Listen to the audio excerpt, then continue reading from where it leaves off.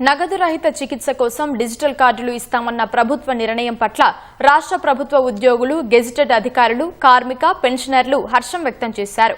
Hyderabad Nampally TNGO భవన్లో కృతజ్ఞత సమావేశాన్ని నిర్వహించారు. ముఖ్యమంత్రి రేవంత్ రెడ్డికి, రాష్ట్ర ప్రభుత్వానికి committee secretary general Eluri Srinivasarao, TNGO ప్రధాన కార్యదర్శి ముజీబ్ ధన్యవాదాలు తెలిపారు.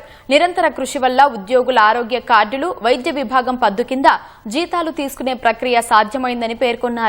అలాగే భవిష్యత్తులో కూడా ప్రధాన డిమాండ్లైన పీఆర్సీ, పెండింగ్ బిల్లులను నెలకు 700 కోట్ల నుంచి 1500 కోట్లకు ఐక్యంగా ఉండి హక్కులు సాధించుకుంటామని స్పష్టం చేశారు. ఆ యొక్క సమస్యలని 2 సంవత్సరాల నుంచి ఇబ్బంది పడుతున్నప్పటికీ కూడా ఒక్కొక్కటిగా చేసుకుంటూ వస్తున్నందుకు శుభాకాంక్షలు తెలియజేయడానికి ఈరోజు ప్రత్యేకంగా సమావేశం ఏర్పాటు చేశాం. హెల్త్ కార్డ్స్ పైన గతంలో వచ్చిన 186 డిఓలో ఉద్యోగులకి ట్రస్ట్ ఒకటి ఏర్పాటు చేసుకుని ఆ ట్రస్ట్ లో ఉద్యోగ సంఘాలు 6 సంఘాలు, మా యొక్క సీనియర్లైన పెన్షనర్ సంఘాలు 2 సంఘాలు, ఆఫీసర్స్ 8 మంది, ఈ 16 మందికి చైర్మన్ గా సిఎస్ గారు వ్యవహరిస్తారని ట్రస్ట్ ఏర్పాటు చేయడం జరిగింది. మొన్న మేము కలిసినప్పుడు బడ్జెట్ సమావేశాల్లో లాంచ్ చేస్తామని చెప్పారు. దానికంటే ముందే నిన్న కేబినెట్ లో క్లియర్ గా చెప్పడం జరిగింది. 2-3 రోజుల నుంచి ఇంప్లిమెంట్ అవుతుందని మేము అనుకుంటున్నాం. మార్చి 1 నుంచి ఇంప్లిమెంట్ అవుతుందని. మరి ముఖ్యంగా హెల్త్ కార్డు విషయం ఆ రోజు 2008లో ఆగిపోయిన హెల్త్ కార్డుని మరి గౌరవ రేవంత్ రెడ్డి గారి ప్రభుత్వం సాహసం చేసి నిర్ణయం తీసుకొని మరి పెన్షనర్స్ అల్లాడిపోతున్నారు.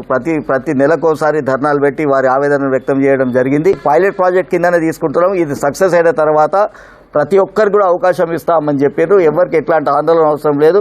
మరి బేసిక్ పీలో కూడా పాయింట్ అది 1.5%. ఇది ఒక్కటి చేసి మళ్ళీ దీన్ని గాలి కొదిలేయకుండా ఖచ్చితంగా మమ్మల్ని మీరు చూడండి, మిమ్మల్ని మేము చూస్తాం, ఖచ్చితంగా మేము ఎంబడి ఉంటాం. మేము ఎవరి మాట వినం. మాకు మా సమస్య పరిష్కారం కావాలి. మేము పెద్దవాళ్ళుగా ధన్యవాదాలు, నమస్కారాలు పెట్టడం కాకుండా ఆశీర్వాదాలు ప్రభుత్వానికి ఇస్తున్నాం.